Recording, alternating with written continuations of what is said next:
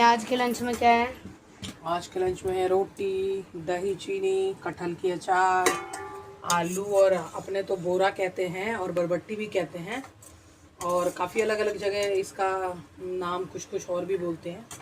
तो उस बोरा, आलू प्याज की भुजिया, सलाद रहेगा। बस आज इतना ही रहेगा।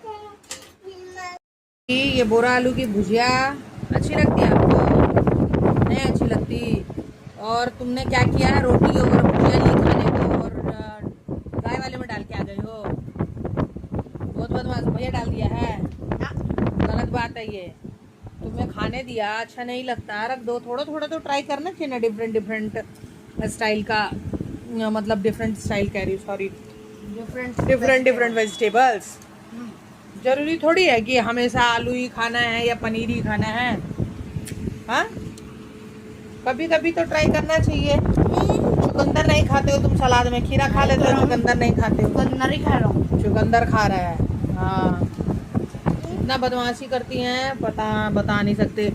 खाने को दिया इन्हें, लंच निकाल के दिया। इन्होंने क्या किया कि मैं उधर कुछ काम से गई और इन्होंने रोटी और भुजिया को गाय वाले में डाल दिया।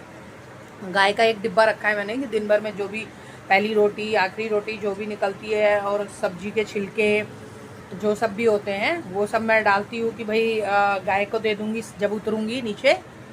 तो भाई इन्होंने उसमें डाल दिया चुप से। क्या बताएं बच्चों का।